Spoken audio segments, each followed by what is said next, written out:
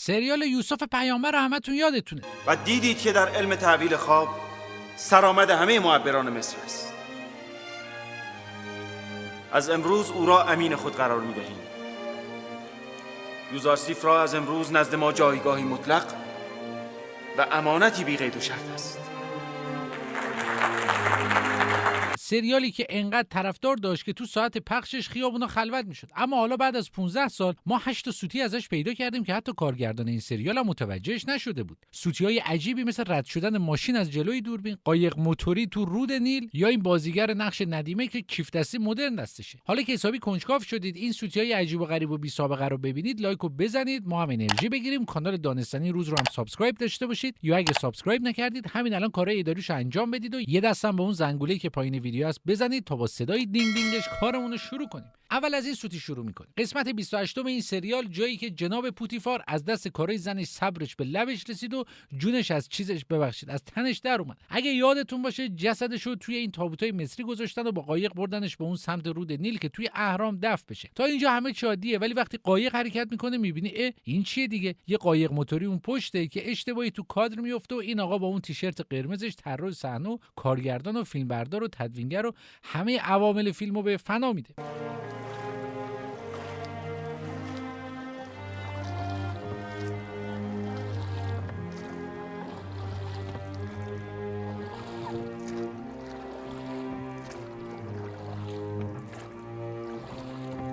قبل از اینکه بریم سراغ سوتی دوم لازمه بگم هدف ما از پیدا کردن سوتی این سریال یا سریال پایتخت این نیست که بخوایم ثابت کنیم ضعیفن، وگرنه سریال‌های معروف هالیوودی مثل گیم آف ترونز و بریکینگ بد هم سوتی خیلی فاجعه بارتری از اینا دارن. اما چون شما دلانگیزا همتون پایتخت و یوزارسیف رو دیدین و با سریال‌های ایرانی بیشتر ارتباط برقرار می‌کنید، ما راجع به این ویدیوها صحبت می‌کنیم. خب تا بدنتون سرد نشده بریم سوتی دوم. اگه یادتون باشه تو قسمت 41 این سریال برادران یوسف از کنعان اومده بودن مصر که یارانه گندمشون رو بگیرن. یوزارسیف هم برای اینکه نمکگیرشون کنه گندمو بهشون داد، اما تو این سکانس وقتی داشتن گونیا رو بار اسباشون میکردن که برگردن، گوشه کاد یک ماشین سفید از اون پشت میاد رد میشه.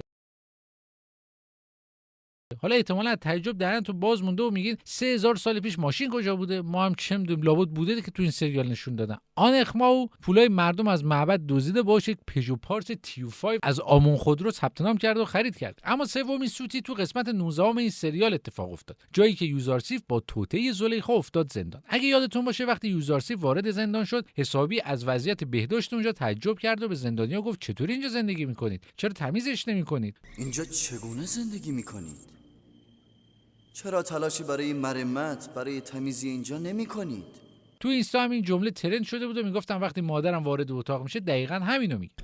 اینجا چگونه زندگی میکنید؟ خلاصه زندانی‌ها هم تحت تاثیر حرفای یوزارسیف قرار گرفتن و شروع کردن به نظافت زندان. موقع نظافت هم کارگردان برای اینکه نشون بده چقدر اونجا کثیف بوده چند تا موش ول کرده بود. خب تا اینجاش که سوتی نیست، هر جا خیلی کثیف باشه موش هم هست، اما اگه با دقت نگاه کنیم می‌بینیم موشا دم ندارن. مگه میشه؟ نه نمیشه. دلیلش هم اینه که این حیوانکی اصلا موش نیستن، همستر و خوکچه هندی ان که به عنوان حیوان خونگی مردم نگهداری میکنن. زبون بسته اصلا موجودات کثیف و چندیش هم نیستن. حتی واسه طبیعی‌تر شدن بازیگر رو چند بارم با جارو تو سر همستر بیچاره کوبیدن که جیغش در بیاد و واقعا هم ناراحت کننده بود. اگه از موش واقعی چندشتون میشد انقدر سخت بود و با جلوه‌های ویژه و تصویری موش اضافه میکرد. شما که محدودیت بودجه نداشتید. با احتساب تورم به پول الان 3000 میلیارد تومان بودجه این سریال بوده. 12000 تا بازیگر و سیاه لشکر اومدن توش بازی کردن. 3000 دست لباس برای این سریال دوخته شد و فیلمبرداریش هم 3 سال طول کشید. حالا چرا تو پروژه با این عظمت چند تا موش واقعی نیاوردن یا جلوه‌های ویژه استفاده نکردن ما نمیدونیم. بریم سراغ سوتی 4 که اینم تو قسمت 41 اتفاق افتاد. همونطور که گفتم برادر یوسف اومده بودن مصر یارانه گندم بگیرن. یوزارسیف هم اونها رو دعوت کرد به کاخ و یک نهار مشتی بهشون داد. تو همین سکانس بنیامین شروع کرد ماجرای برادر گم شدهشو رو تعریف کرد و گفت اتفاقا برادرم مثل شما یه خال روی دست چپش داشت. حالا اگه دقت کنید تا قبل از اینکه بنیامین این حرفو بزنه اصلا خالی رو دست یوسف نبود. یعنی تو کل قسمت‌های سریال شما یک سکانس پیدا نمی‌کنید که روی دست چپ مصطفی زمانی خال باشه. اما تا بنیامین این حرفو زد یهو کارگردان عجیب مجیلا ترجی کرد که خالم رو دست یوزارسیف کلیپ ظاهر شد. یعنی گیریمور نباید از اول فکر این سکانس رو میکرد. اینی که چیزی نبود که بخوان سری سوتی بدن. حالا بریم سراغ سوتی پنجم. تو قسمت 26 این سریال فرعون اون خواب معروفش که راجع به 7 خوشه گندم و 7 گاو بود رو دیده بود. اگه یادتون باشه کاهنای شکم گنده معبد هم اومدن که مثلا خواب فرعون رو تعبیر کنن، ولی یه مش حرف خزعبل تحویل فرعون دادن و در نهایت حضرت یوسف تونست تعبیر دقیق خوابو به فرعون بگه و کاهنا سابیدن به علک. کاهنا برای اینکه از دل فرعون در بیارن تا دهنشون صاف نشه، یکی از خوابگزارای معبد رو انداختن تو رود نیل که غرق بشه و بعدم جسدش رو آوردن تو معبد. حالا به شکم این بازیگر دقت کنید، راحت داره نفس میکشه. بله، ما از بازیگر توقع نداریم واقعا بمیره، ولی میتونه وقتی دوربین روشه حداقل چند ثانیه نفسشو حبس کنه. لامصب نهایت میخواد 10 ثانیه نفستو نگه داری، نمیمیری که. اصلا نمیخواد نفستو حبس کنی، حداقل انقدر عمیق نفس نکش که با هر دم و بازدم شکم نیم متر بالا پایین نشه. شک ندارم وسط ضبط خوابش برده، اصلا به یه ورش هم نبوده که سر صحنه فیلم برداری. سوتی بعدی که شماره 6 مربوط میشه به اون قسمتی که حضرت یعقوب به مصر اومد تا حضرت یوسف رو ببینه. تو این سکانس که از بازیگری سیاه‌لشکر استفاده شده بود، اگه دقت کنید کنار مردم یه زن با لباس ندیما داره میده و یه چیز سیاه دستشه که ما وقتی روش زوم کردیم دیدیم یک کیف دستی زنونه امروزی که این بازیگر دستش گرفته. خودم مگه تو کیف چی داری که حتی سر فیلم برداری هم نمیذاری زمین؟ 3 سال زحمت کارگردان عوامل سریال رو به چوخ دادی. سوتی هفتم این سریال هم یه سوتی ریز و ذره‌بینی که هر کسی متوجهش نمیشه، اما دست دانستنی رو در نرفته. اون قسمتی که زلیخا زنای مصر رو دعوت کرد به کاخش تا زیبایی یوزارسیف رو نشونشون بده، یادتونه؟ همونجا که همه خانم‌ها دستشون رو بریدن. مهمانی امروز به همین منظور بود. می توانید بروید.